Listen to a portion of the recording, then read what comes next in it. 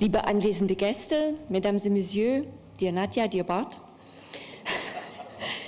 Nowadays, everything happens electronically, quickly and surprisingly. Even messages of a more emotional and lively nature arrive via a click on an email inbox. In February, I received such a message, a very emotional and at the same time a very technical message. The senders, Nadja Komanec and Bart Connor, are well known to me since I spent most of my sporting career with them. I was curious to read that I was being invited to the International Gymnastics Hall of Fame in Oklahoma City. Suddenly, a far-off time came back to life. For the first time in many years, I sat down and leafed through photo albums. Black and white photographs and old memories came flooding back, gradually regaining color, until finally I was back there again in the middle of it all.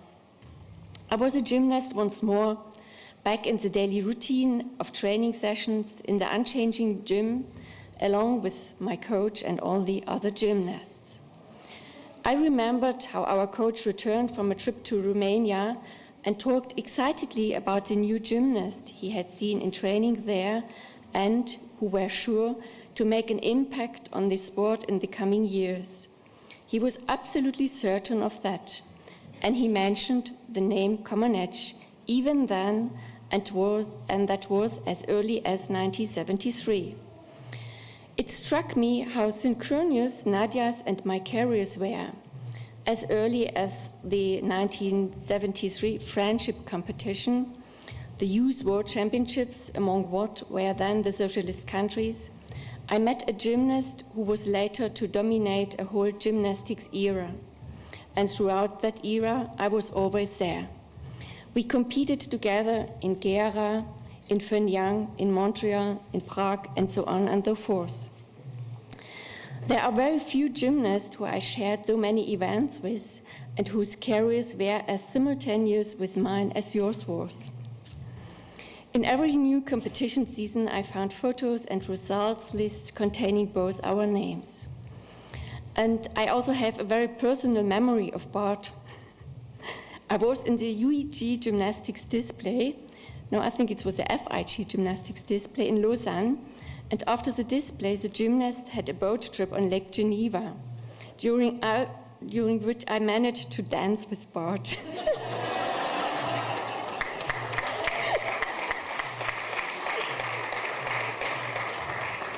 That was an awesome experience for me, and it's impossible to express in just a few sentences what symbolism is contained in such minor things.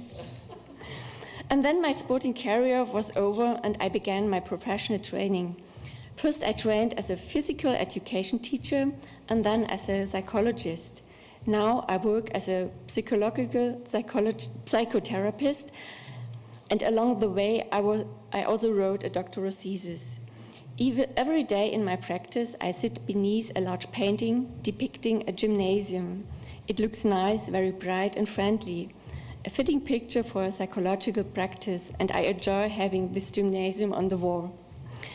I was born in Leipzig, later trained as a gymnast, and then studied there, and I still live there today. I have a strong attachment to my city.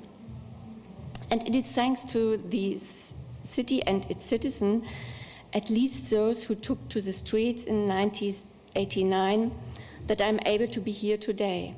I feel it's important for me to mention this, for without the selfless courage of the ordinary people of Leipzig, there would not be an undivided Germany today.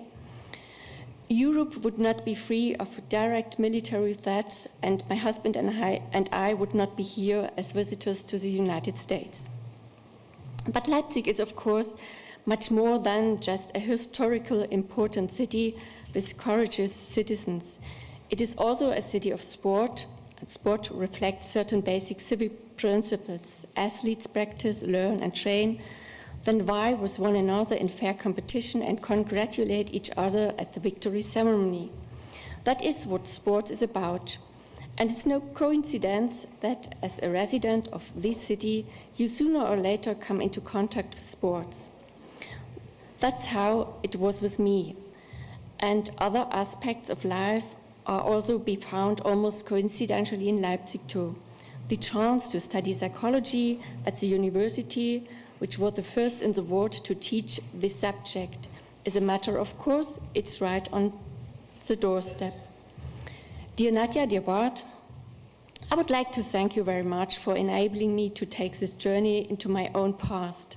It's quite amazing. I get an invitation from the distant state of Oklahoma, and suddenly a part of my life, that which was involved in top-level sport, started to play back as if in a film. I think it's great that through the International Gymnastics Hall of Fame, you have created a way of showing appreciation to many gymnasts and also to coaches and other people who have given great commitment to the sport of gymnastics, so that people like Frank Baer, for example, will always be remembered, and so that gymnastics history will be recorded and preserved. Thank you.